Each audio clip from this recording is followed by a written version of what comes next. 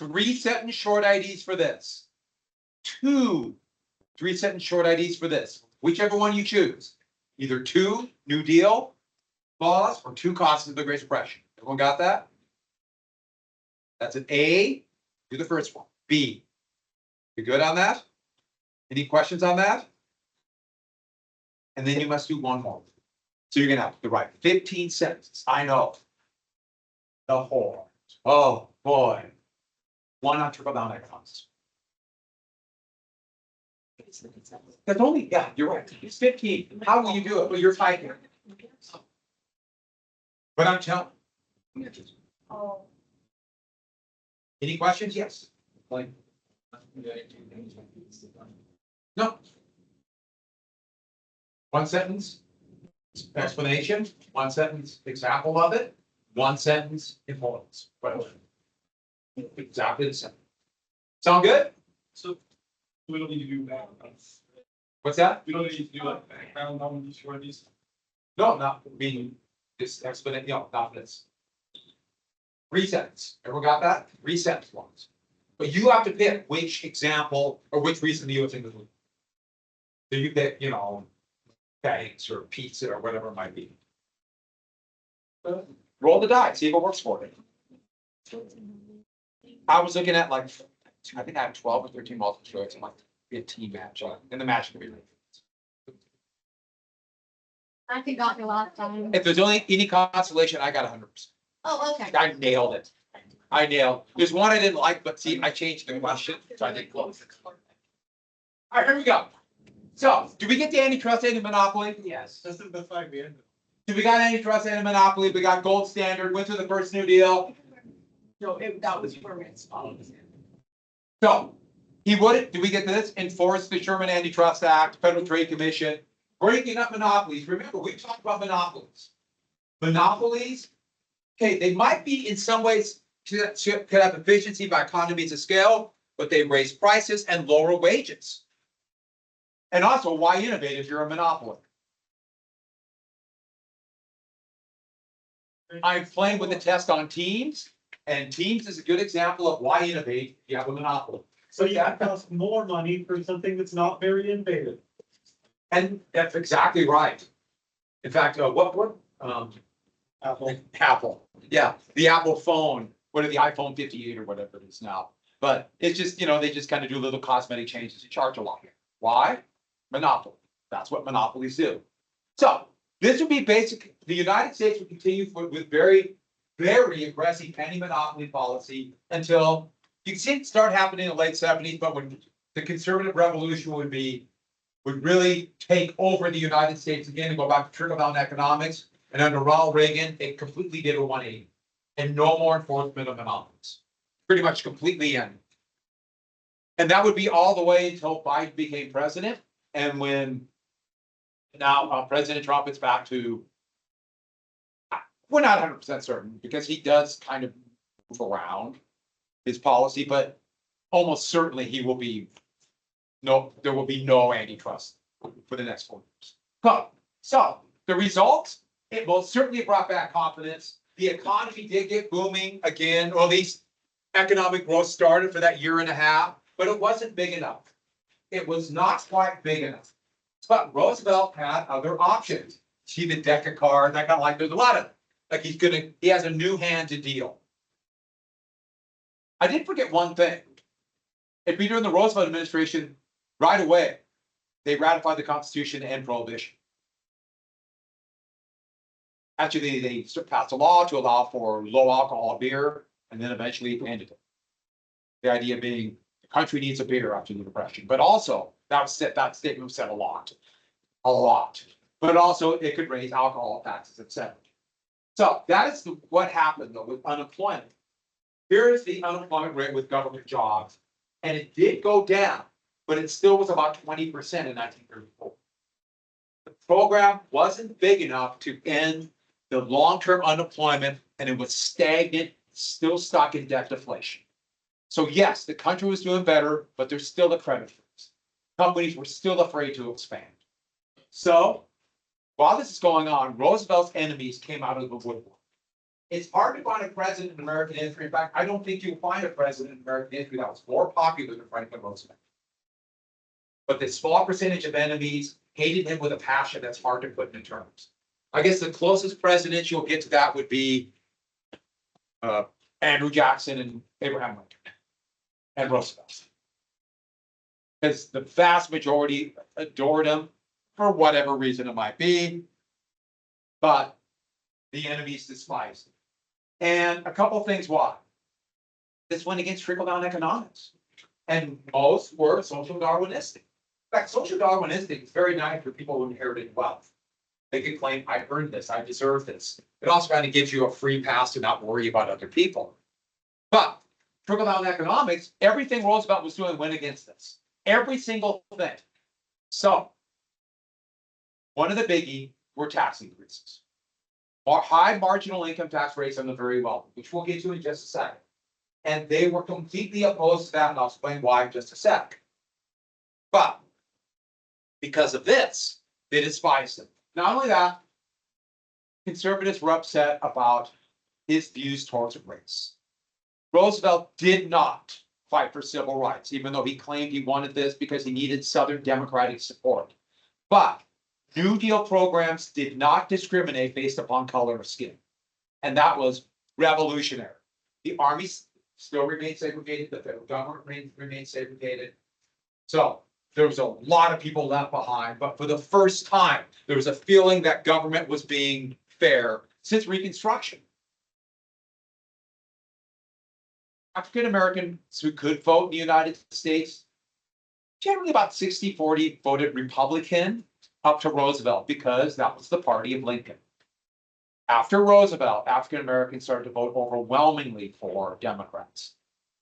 When the Republican Party came out against civil rights in the 1960s, that's when African Americans started voting at over 90% for Democrats. Republicans became the party against equal rights. We'll get to that in about 3 weeks. So, but the big thing is they would claim FDR was a communist. Just like they called William Jennings Bryan a bomb-throwing anarchist, just like the Red Scare and Bolshevik Scare, that's what Roosevelt is. And here's an anti-Roosevelt cartoon, him with socialist experiment. And look how they draw it like the bomb-throwing anarchist caricature. But there's something else too.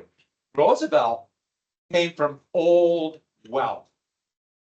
His descendants, you could trace back, in fact, the name Roosevelt to the early Dutch settlers in the 17th century on the Hudson River before England took it over. Old wealth, and they call him a traitor to his class. That's what they really.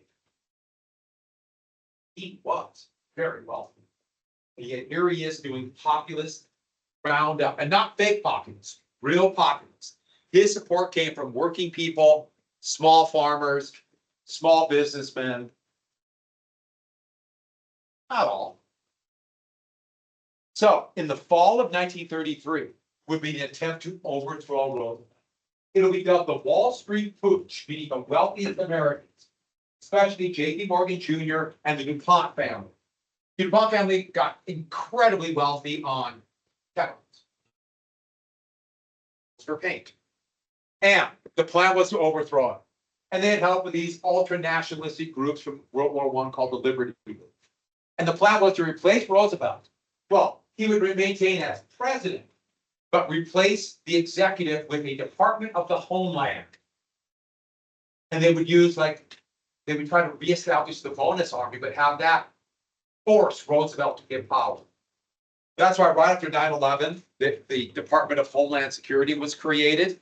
And that, I've never liked that name because it goes back, it reminds me of this, the attempt to overthrow a democracy and replace it with a dictatorship. Now it would fail. And for reasons that, looking back, were probably a big mistake, Roosevelt did not aggressively go after the leaders of this coup. He thought that would lead to a socialist revolution if the richest Americans tried to overthrow Roosevelt and replace him with what type of government. But let me give you their hero and who they wanted a leader like. Can anyone guess? Benito Mussolini. That's who they wanted. The fascist dictator of Italy, who got rid of labor unions, broke them up, ended the democracy, got rid of the Constitution, and ruled by fiat, and literally called Italy a corporate state. Fascism is kind of this corporate monopolist state. That about knocked on your thing. Just realized I did something. I didn't realize what I did. That would have been shocking. So, those are his black shirts. He was going to do the bonus army. It failed. Probably should have arrested him. But conservatives would despise him, and the very wealthy would despise him for his entire presidency. And they'd rally around Herbert Hoover's writings. Another right-wing opponent would have the most popular radio show of the 1930s, Father Cobb, the radio priest.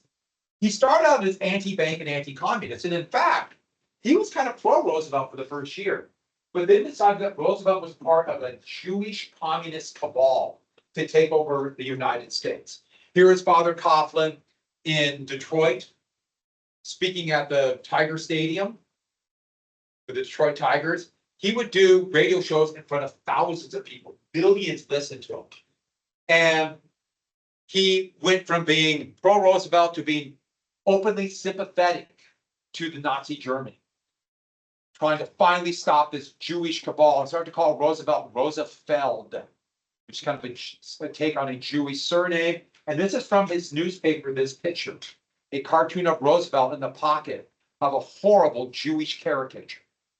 And when I've actually seen this very cartoon used, and people said this is Nazi propaganda against the United States. That's supposed to be Roosevelt. No, this is actually Father Coughlin in his Detroit Journal that was mailed to people all over the United States.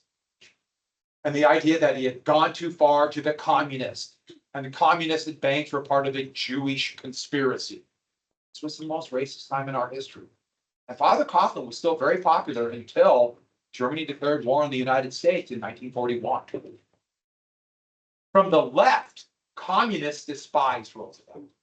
Communists and many socialists, because Roosevelt was saving capitalism. He's saving it. And they didn't want it saved. So his middle of the road liberalism between communism and anarchism and fascism was a real threat to this growing communist party. And yes, with some help from the Soviet Union, this very Soviet American. Soviets were workers' organizations. But another thing, and this shows it right here, this is on the Communist Party ticket in 1936. And running for it was, well, they have, this is a multiracial ticket. They wanted, I didn't put civil rights, but they wanted civil and women's rights. I just forgot to type the word rights. In fact, I forgot to put one thing.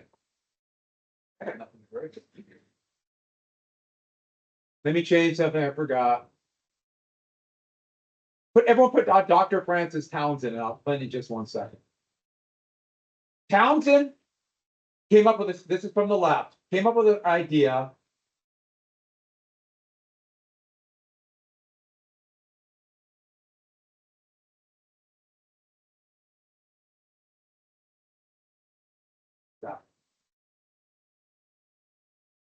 I'm getting there. Sound effects. Very fun. Dr. Townsend proposed a $2,000 a year old age pension, which was significantly higher than the median wage in the United States during the Depression. But almost all retired people below the poverty line and had no choice but to live with their families. They had no choice to live with their children, and they were having trouble making it. And he proposed to do something about this scourge of poverty amongst the elderly and misery amongst the elderly that could no longer work.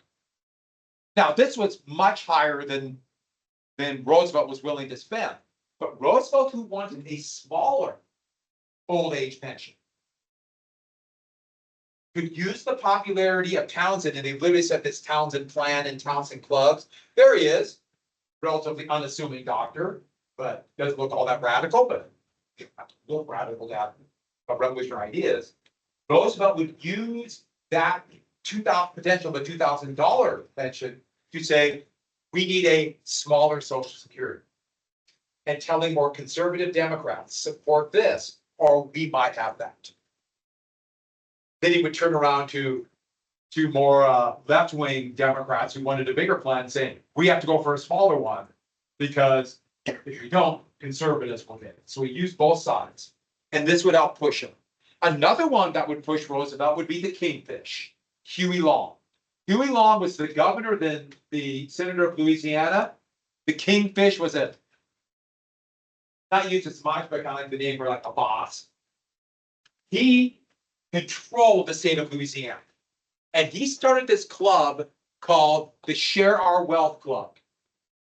And he came up with a plan to basically take the money from the very wealthy and assure everybody a guaranteed income of $2,000 a year. They'd also get a homestead of $5,000. And where would they get the money? By aggressively taxing large fortunes, including there would be 100% tax on all income over $1 million.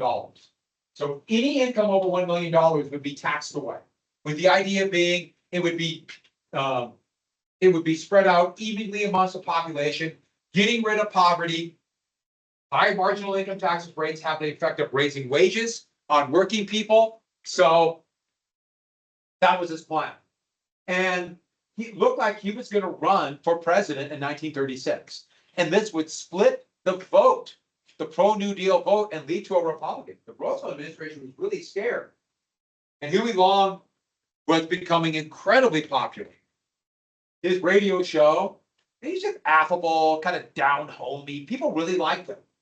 But he would be assassinated in 1935 on the front steps of his shockingly ugly Capitol he had built in Baton Rouge by, actually, it was a doctor, Carl Peavy, who was mad. He was the son-in-law of a judge who didn't get appointed to a higher judgeship. It had nothing to do with Share Our Wealth Club. You don't need to know Peavy. I just forgot his name, so I typed it in so I would not forget his name. But he would be assassinated, thus ending that threat. But Roosevelt would use the threat of the 100% tax to push for a 79% tax, which is coming. And so these are enemies on the left. And one thing, Roosevelt had a lot of enemies. Socialists were mixed about him, but Huey Long. Here's a picture I took of his statue built in front of his incredibly ugly Capitol. And we live in Montana. Montana has, Helena, we have a great state capitol. It's a really cool building. And a lot of capitals are very, very great. I mean, Salt Lake City, Denver, really nice capitals. Oregon has a nice capital. Has anyone ever seen the capital of Nebraska? It looks like an ugly apartment building. And the capital of South Dakota is even, it looks kind of like a school they're about to tear down. That was my impression. So not every capital is nice. Here's Louisiana, and it's ugly. It's this weird tower made out of granite, but I was trying to be artsy here. So I got his statue of him looking at his capital. He was assassinated right at the front steps of this. And you get closer, it's awful. Their old capital is like really cool building now. It's the House of Supreme Court, and they have this ugly thing in Louisiana. I guess it kind of fits because it is Louisiana. So that's going to lead to the second new. I actually like, I love New Orleans. Okay, New Orleans. Should go. New Orleans is cool. Crawdads. Right now, we're good. Better Let me find her food for a second. Yes. better when they pinch you, so then you get the South document.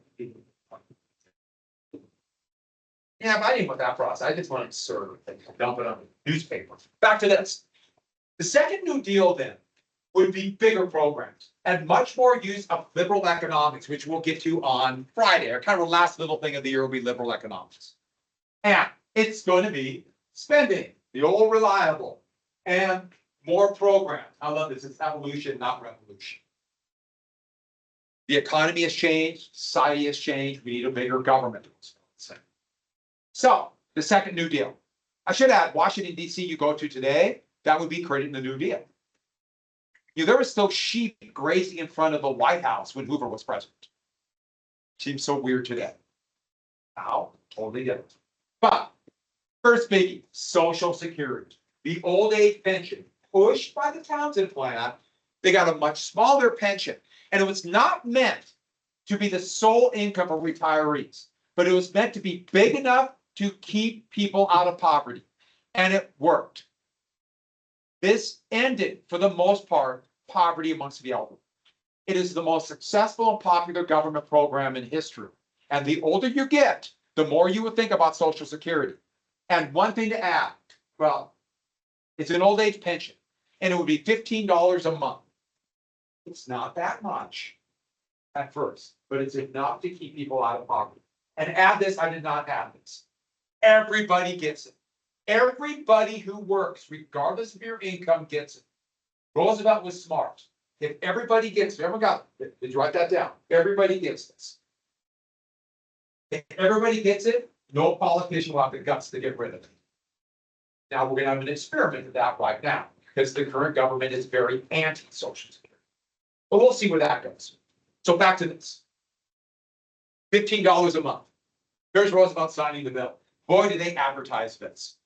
And it is what we call social insurance. So we pay into it as insurance works. People working now pay into it, and they pay for the people who are retired. And so when I retire, you will work and pay for mine. And you better get 2 or 3 jobs because I deserve a life of lunch. Don't you agree? So you work, and that's how insurance works. Healthy people pay into insurance, health insurance, and that pays for people who are sick. Car insurance, people who don't get in wrecks pay their insurance, and that pays for the people who do get insurance. But this is social insurance. Everybody who works pays into it. Everybody who works. It's called a payroll tax. Oh, well, I forgot one more thing. It will go to widows too. The big thing was, here's that, the widow of a qualified worker. So even if you didn't work, but were a widow, you get this. This was a crisis because women live longer. If you take men and women at age 30, women will live longer when they get to 30 than men after 30. Why would it be age 30 at that time? Childbirth is still so dangerous. Now childbirth is less dangerous. And so women live significantly longer than men. So the idea is even if women didn't work, they did. But also they have something called SBA. And that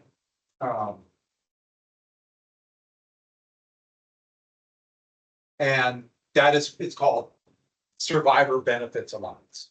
So it's not just for widows, it's for children. So let's say the worst thing you can imagine, as you can imagine, your parents die. One parent or both parents die, the children will get Social Security benefits until they're 20. With the idea being that will provide for them. What a big deal. I had a friend of mine that's how we got through college. His father died. Social Security benefits, we got this is why it goes about $1,200 a month because of Social Security. So it provides for not only those who work, but also survivors. So the survivor benefit allowance. And it also, there's a disability element, but that wasn't created quite yet. But it also had unemployment insurance for those who were laid off. I should add, I mentioned that the current administration is very much opposed to it. Somebody just the other day was talking about this at a cabinet meeting. And he said that there are 350,000 people getting SBA loans from Social Security. We got to stop this fraud. Just to be getting SBA loans. Well, they're getting these, somebody as young as 9 months old is getting an SBA loan. And he thought that SBA was small business. The SBA was survival benefit. So he's taught, and actually they're cutting off people that are getting survivor right at this moment. They said they're going to cut people who are getting survivor benefit loans because they're getting these illegal loans. You know who said this? The richest man in the world. So when I talk about this being an issue right now, yes, it's on. You can find the film. I don't even know what to say. Once again, let me see if I'm on any top secret tax ones. Oh, okay, so moving on. So how do they pay for it? Yeah, plus settings. And that's one of those. It's because you're good at one thing. Moving on, payroll tax. There's a cap on how much you pay. Originally it's 1%, and then it'll be a 6.2% tax. And it's on your income. Any income is 6.2% off. And your employer matches it, so it's a 12.4% total tax. If you're self-employed, you get Social Security, you have to pay all 12.4%. The Social Security tax is the biggest tax most people pay. It is the biggest tax. And so it comes right off the top. If you get a paycheck and it says FICA, that's Social Security. 6.2%, your employer matches. There's also another part, there's another 1.5% tax for Medicare, but we're not to Medicare yet. And this is the biggest tax by far. And a couple of things about this, the idea is then they actually raised the tax in 1983. But all income above a cap is not taxed. Because benefits don't keep going up dramatically for how much pay you make. They're eventually stop. So today, it's indexed to inflation, trying to look it up. So there is no tax on any income above $176,000. There's also no tax on, let's say, stock dividends. There's no Social Security tax on interest payments. There's no Social Security tax on like pensions, but for like very wealthy, they don't pay those taxes. So here's the point. If you make $5,000 a year, that's 6.2% off. That's tax. Boom, gone. That's why you're employed. 12.4 total. $100,000, 6.2%. But let's say you make $1 million a year, the 6.2% tax is on your first $176,000. For the next $824,000, no tax. So what kind of tax is this? Is this progressive or regressive? Regressive. So if you had a job with a W-2, you paid a significantly higher tax for Social Security than, let's say, Jeff Bezos. Does that make sense to everybody? Okay, good. So what does that mean? As income becomes more equal, there's a lot of money that's not being taxed. And that had led to a financial problem. Well, in 1983, they raised it with the thought of having a surplus. They actually taxed more than what was bringing in. And then the surplus will go into a trust fund to pay for the baby boom generation. All of those yahoos that are retiring. I am not a baby boomer. I'm of the greatest generation. I'm in my, yeah. I don't want to quit. And the greatest generation just happened to be on it. Moving on. So, but no, I'm not a baby. But trust fund. And they invest a trust fund in the safest investment in the world. What is the safest investment in the world? US government treasury bills. So the United States, the United States government owes money to the United States government. About $3 trillion. But don't bog yourself down with details. Heck, the Federal Reserve owns about $10 trillion. That's part of the US government too. If you know anything about any kind of nonprofit institutions or government institutions, the accounting is crazy. So that's Social Security. Now, it will, right? We are just in the moment we have to tap into the trust fund. And in about 2036, the trust fund will run out. And that means benefits will probably have to drop to about 80% of what they are now, or they get rid of the cap. But they won't get rid of the cap because that goes against trickle-down economics, and we are very much in a trickle-down era. They got rid of the cap, there'd be no issue about Social Security for my life, your life, probably your children's life, if the country's still working. So, conservatives are completely and totally opposed. But I think part of the reason why they're saying that all this fraud, which doesn't exist, or small business administration loans for survivor benefits, is because conservatives are opposed. So they're trying to discredit it. And you can be for or against it, but that's what's going on. And it's not going broke, but benefits will have to drop. Social Security has their own spending, so it has zero impact on the national debt. It does not affect the debt. It only comes out of payroll taxes. It is not any part of deficits. That does not exist. So they really advertise it. And this is going to become an incredible program. And the poverty rate amongst the elderly went from approximately of retired people went from about 80% to about 8%, which is kind of remarkable. And when you get older, you start thinking about it. Moving on, the Wagner Act. Here's another very big one. The Wagner Act is also would be to allow for finally labor unions. Years workers have been fighting for. If workers vote in a shop, so one company, one place of employment, and if 1 over 50%, that's the way the law reads. So a majority, but it reads 1 over 50% vote for a union, then the company must recognize it for collective bargaining.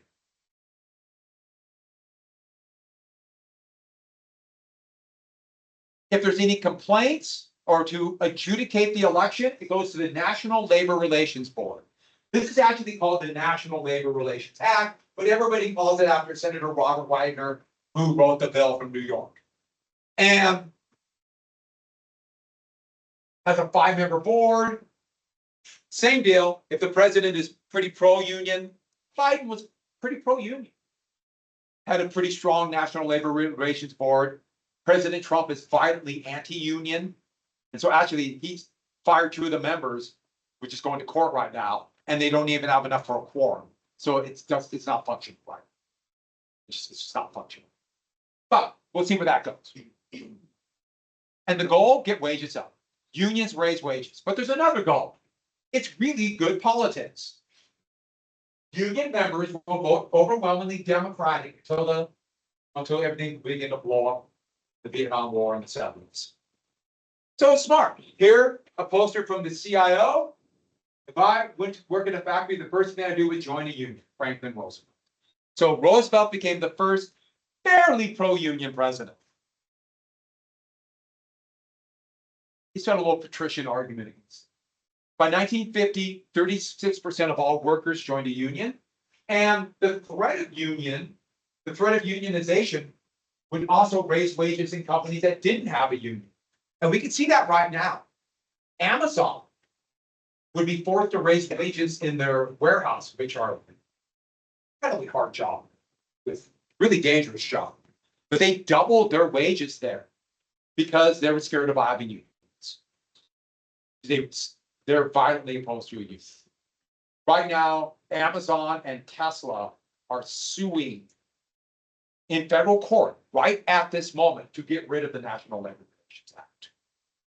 So it's happening right now to get rid of the guarantee of collective bargaining. So we'll see where that goes.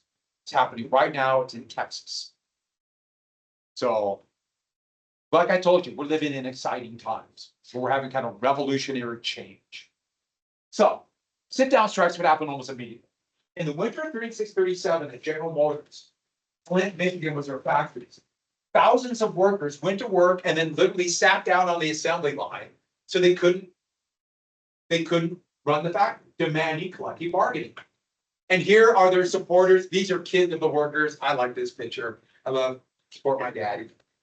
And they try to keep them out. Here are National Guardsmen to protect private property, but they threw food in and things like that. And eventually they won a big contract. And that's going to trigger strikes all over. Sit-down strikes would become the most effective weapon. And the next thing you know, labor unions would be forming everywhere despite massive opposition and hatred of Roosevelt because of this. Sit-down strikes are now illegal. We'll get to that down the road. There are sit-down strikes in schools, and I'm trying to figure out how that would work. I guess maybe I just sit there and look at you. Well, I'm looking at you now. Wow. Start playing board games. The biggest of all industrial or unskilled workers unions will come out called the Congress of Industrial Organization, the CIO, and their head would be John L. Lewis. And this would begin to organize steel workers, mine workers, tar workers who didn't have a specific skill. They despised the American Federation of Labor. Remember that union, the unions of skilled workers. But in the 50s, they would unify. So go from 2 separate groups to the AFL-CIO. By union, The umbrella organization is the AFL-CIO now today. So a wave of unionism. Also, by 1980s, though, with the conservative revival, union membership and a violently anti-union President Ronald Reagan, union membership dropped dramatically, and you will see wages stagnate. And the wealth of the top 10% went up dramatically. Should we do some taxes now?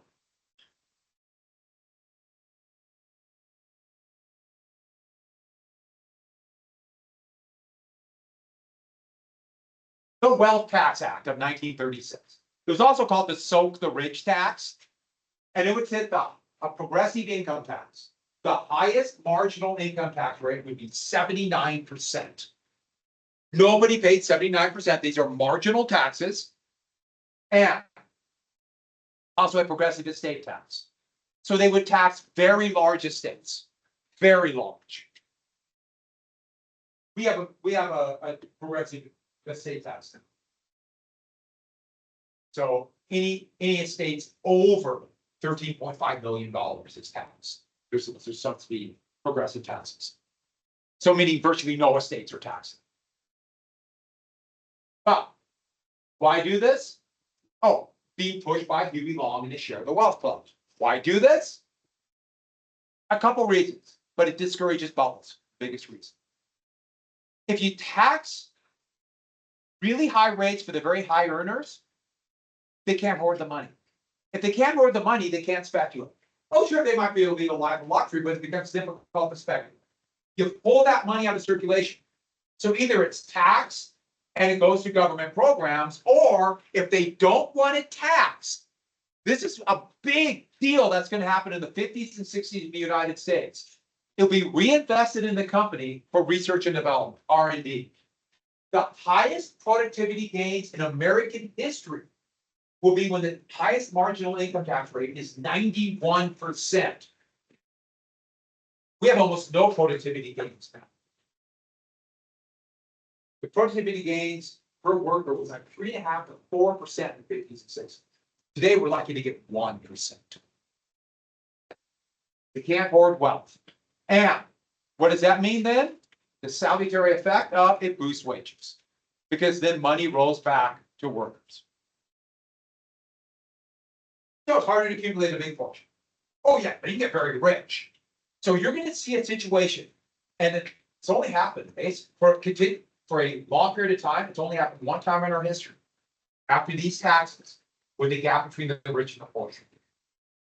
Certainly not happening now, and it would only happen briefly for like 1 or 2 years. Little brief, not for 40 straight years because of this tax code. This is a big deal. The Soak the Wealth. This is a table that I tried to show, and I thought this is a pretty good tax, and then it dawned on me, it's really hard to explain, so I just left it up there and I want to explain. So, marginal taxes mean this. Everybody pays the same tax for the same dollar. So, everybody's first $1, everybody, regardless of how much money they make in a year, their first $1, they pay the same tax. $2 pay the same tax, and so on. This is how it works. This is the law from 1936. So here's the tax rate. For the first $4,000, everybody pays 4%. It doesn't matter if you make $1 million a year or $100 a year. For the first $4,000, you pay 4%. For the next $2,000, 8%. For the next $2,000, 9, 10, 11. And that's how it's done.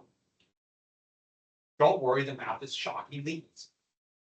Back before they had calculators, the IRS would give you a book.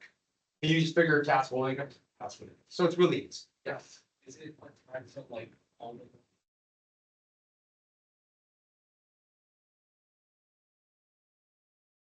No, for the first $4,000, let's say you make $10,000 a year, your first $4,000 would be 4%. For the next 2,000 would be 8%. For the next 2,000, 9%. So it goes all the way to 79% for all income over $5 million. So let's say you make $7 million a year, which that's a lot of money. Today would be a lot of money. For the $2 million over $5 million, you pay 79% of that. And then for the next 3 million, you pay 78, and so on, all the way down. So everybody's first $4,000 is taxed at 4%. The math is, trust me, I did it. When I first did my taxes, I did it, I go, that's how you.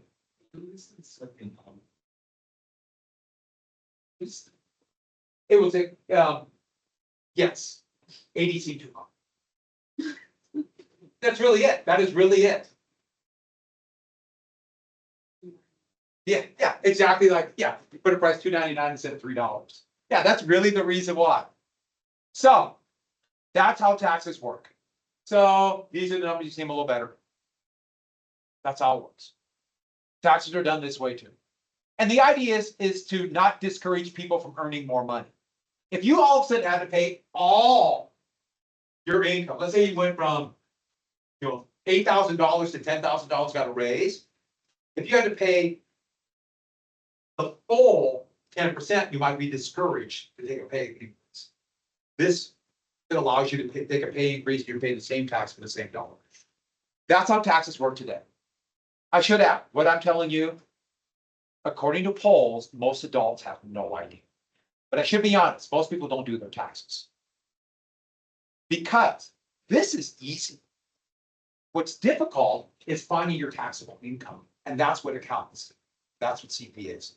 They figure out your taxable income in the tax code, which if you stacked up all the books of the tax code from the IRS, make little paperback books, you stack them up each all over. And it's all about ways to deduct from your taxable income. So if my guess is most of your parents filed this. And I get your tax was shocking, but you still might have someone else to do it. I mean, they're really easy. My mom is a CPA, so I have to do my taxes. She. It's easy. You can do them. Yes, Mom. So I do my taxes. I do them, but I'm pretty rare. Does anybody, if anybody has? Did anyone have to do a tax return this year in here? Did you do your own taxes? It's really easy. It's really easy. It might get harder. Yeah, everyone I'm friends with, they don't do their own. So this would be the tax rates in the 1950s. This is 1963 tax code, 91%, the highest. 91%. And that was the time of the biggest wage growth in American history. What's going to happen? Well, conservative economics is totally opposed. In the 1980s, the country returned to trickle down, and there'd be two maxi tax cuts in 81 and 86. The tax rates would go eventually down to 28%. The maxi tax code, the thought was they would invest in build factories. Anybody want to guess what's going to happen to the stock market? It's no coincidence that that big tax cut would lead to the biggest stock market crash in history in 1987. In your lifetime, 2017 was a maxi tax cut. And right now they're debating a $4.5 trillion tax cut over 10 years. And President Trump wants to add another $3.5 trillion, even though I don't think that's going to happen. So if he gets everything he wants, it would be unprecedented tax cut and almost off of the very wealthy. Here's 2019. Want to see today? Are you excited to see today? That's it. Why is it so small? Conservative economics. For the wealthy get a tax group. That's exactly why. I should add, everybody has a standard deduction of $14,500. So you subtract that from your income, whatever you're making, then that starts your tax bill. Everybody has it. So married couple, like when I do my wife and I's taxes, we take our total income and you either have itemized deductions, or like most Americans, you do a standard deduction, we subtracted $29,000. Start with our tax bill. Social Security, there's no deduction. It's whatever it is, 6.2%. Are you guys ready to do your taxes? You're now ready. It's actually very easy. No, it's really hard. And only the smartest people in the world can do their own taxes. Because I do my own taxes. Last thing we have to get, now I'm doing part dystopia. Too complex. The last program, the WPA. I'm out of time. Maybe I'll give you extra credit to do, to figure out your taxes. Remind me, I'll do that. I will give you extra credit over spring break. One more bit, you have to do taxes in my language. You're all citizens of Partridge Copia. All right, so the WPA, this is the last of the second new deal programs. It is the biggest public works program in American history. This is gonna build so much and hire millions of workers. And this will cut unemployment by 50%. This would be the biggest of all the alphabet soup programs. And I love the Art Deco style. They hired artists, they hired musicians who are out of work because of this. All these dark areas were new skilled schools or improved schools just in 1936 alone, including Lewis and Clark County. In fact, let me show you one of that school. Let me jump right to this. We're jumping, no. That's Montana. Fort Peck Dam. That right there, it's gonna be Canyon Ferry Dam. The Civic Center of Great Falls. The baseball stadium I played at, and also the football stadium, Denton Field in Miles City. Do you recognize that building? The Helena High School was destroyed, partially destroyed by the earthquake. They rebuilt it. And now it's down Middle School at the WPA project. The cool middle school does have a cool front. And now was a Montessori school, but it was a National Guard building. Oh, really? Yeah. Wait. Last thing we should have WPA. Everyone got hired millions of workers. Just, you don't need to know the exact numbers. Just look at what it built. It's the biggest dam building program in American history. More dams than ever before. Damn, what a big dam program. But, including big dams in Montana. The biggest earthen dam in the United States, Fort Peck. Housing, parks, we still live on what was built out of WPA. And that's where I'll stop. So, we got New Deal programs. This will help to election at 36.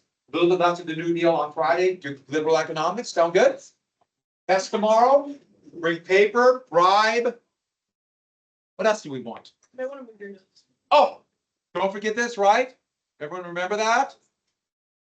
74 short IDs, Can't wait. That's a long sentence. What? 5, 3 sentence, only 15 sentences.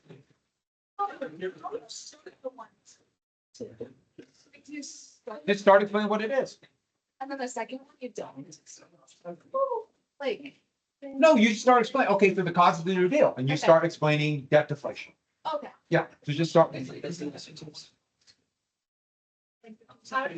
like short IDs we've been doing before. Just start writing, explain what it is. So instead of Beetle giving you the term, you have to come up with what you're gonna do. So you just come up with what you're gonna do. Maybe I should have said that. Yeah. Yes. And then you have to explain, okay, Yeah, revaccination examples where it happened, like genocide, Armenia. okay. Yeah, that's it. And it's like poison gas is supposed to be gas. Exactly. I like started mine and I did mine as starting that explaining that the option and then doing. Like either 2 reasons why you. Pick one of these. Ugh. Then you have to do 2. I've heard. With 1, So if you pick USA to the war, you have to pick 2 short IDs. with 2 different. Yes, and you pick one of these. So you pick your term. I'm not giving you them. Here, pick one of these 2, pick 2 causes for 2 New Deal programs. And have to just reset it for them. Okay. Okay, you need to stop with more right. So if I come this nice. So. I really don't. So we get to 10 3, we leave at 11. Where you going? I didn't have Friday. Tracks on Friday. I mean. Also, we'll see. What?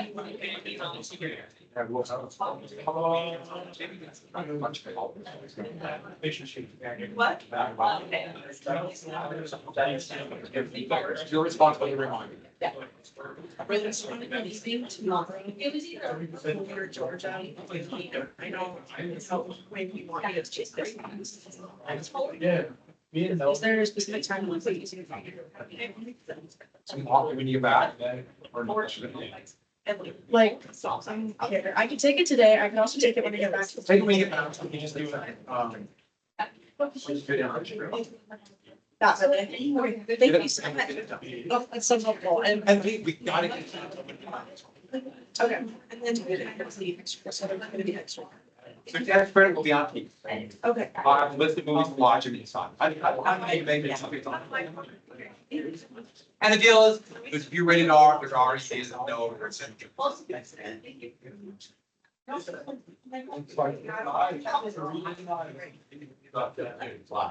No, no, you can watch it. So you have printed.